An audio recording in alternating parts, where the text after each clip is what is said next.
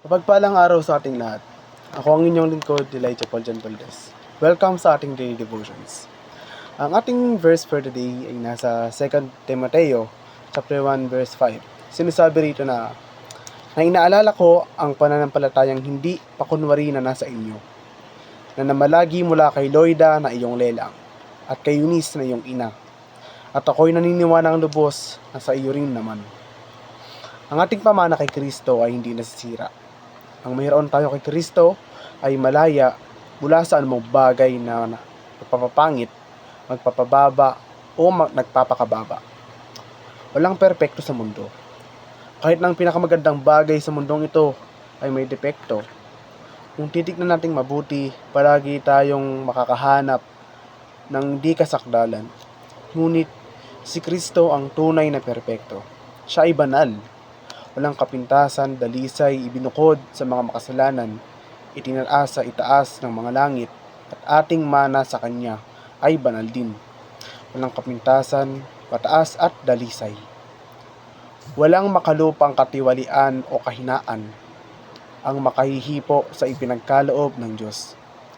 Sinasabi ng Apokalipsis chapter 21 verse 27 na walang anumang marumi ang papasok sa bagong Jerusalem, sinumang gumagawa ng kahiyahiya o manlilinlang.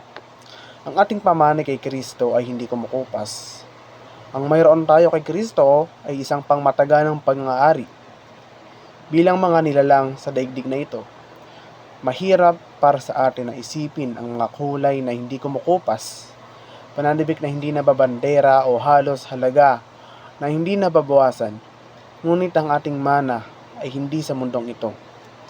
Ang maluwalhating kasidlian nito ay kailanman magbawas, sabi ng Diyos.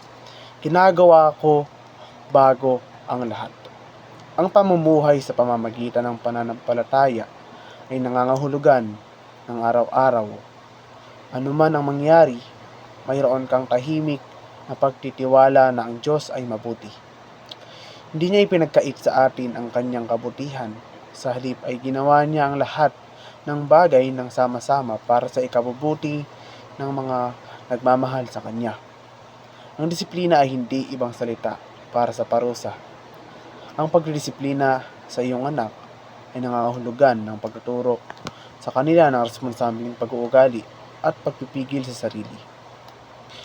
Pabilisin ang pagdidisiplina ng iyong anak sa kakayahan ng iyong anak na umunawa. Nakikita at tinatanggap din ng mga tao kung paano naiiba ang pamamahagi ng kapangyarihan, at maging iba't ibang hilig nating magplano para sa hinaharap ay maaaring maimpluwensyahan ng kultura at ang pangmatagalan o panandaliang orientasyon nito. Ang mga personalidad, pag-uugali at desisyon ng mga individual ay naapektuhan ng kanilang kultura. Muli, ako ang inyong lingkod, Elijah Paul Jan Valdez, at dito na nagtatapos ang aking daily devotions.